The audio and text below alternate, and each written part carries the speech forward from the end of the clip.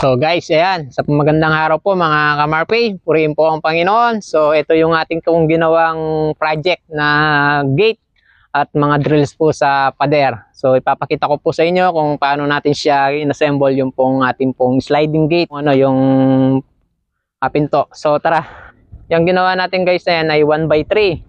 So meron din po siyang ito, flat bar 4mm, pero mm by 1. So ayan, ito 1x3 at ang inubos po niya nasa 50 na 1x3 1.5 tubular. Ayan, so ito papakita ko rin po guys yung ito yung pinto ginawa natin.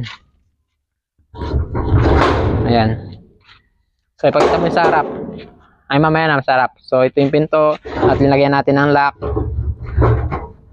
So ito 2x3.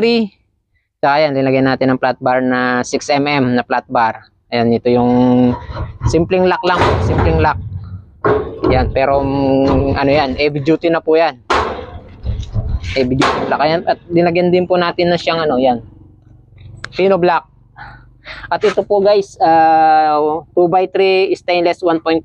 Makapal po yan, 304. Ginamit po natin dyan. At ito 2x3 1.5, lahat po niyan 1.5. At ito yung list, ito yung GI seat 1.2.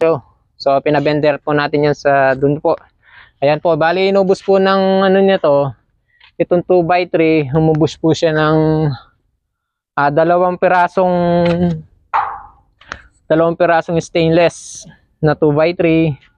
at ito yung 2x3 humubos po siya ng bali 3 piraso. So ito naman pong GI set, umubos po siya ng 5 pirasong 4x8 na ito 1.5 po ganyan. Ito yung lock na ginawa natin, pakita natin guys yan. Ayan po yung ginawa po natin lock. Ayan, napa heavy duty na po yan simpleng gate. So ayan, pakita mo yung ito yung aba po ng gate na to, 19 feet po yan, nga ba na yan. Bali nasa 5 meters. At yung taas niya 2 meters. So linagyan din natin ng gulong. Ayan, yung gulong ng stopper. Ayan, so ibubuksan natin, pakita natin yung sa labas para makita na. Ayan po yung luwang niya. Bali yan, 12 pieces po yung haba niya, no. Yung distansya niya dito, teka na, ito.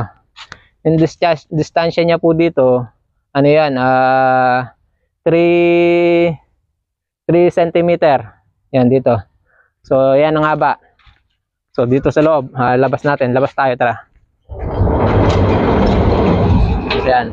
Ito yung flat bar stainless yan. Ay, angle bar stainless po yan. At yung mga gulong, at dito yung sa labas. Ayan, pakita mo yun guys. Pakita mo yung sa labas na ginawa natin. Ayan. Grabe ganda. Pang heavy duty yan Ayan na, pakita mo yung sa labas. Pang heavy duty po yan Ganda Ayan na. Simpleng gate lang yan. So ayan Ayan. Hanggang dito.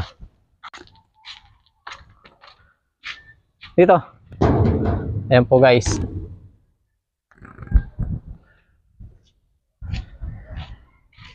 So salamat sa Panginoon sa natapos na rin po yung ating pong project. Salamat sa Diyos sa paghihingat niya, sa protection niya sa atin. Muntik na nga nabagsakan din po yung kapatid ko dito kasi sobrang bigat po talaga nito. Halos 5 GI seat na 1.2. So salamat sa Panginoon at sa lahat ng nagtitiwala sa akin. Siyempre sa tito ko yung nagtiwala sa pagpapagawa ng kanyang gate at drills. So salamat po sa Panginoon at ingat po kayo.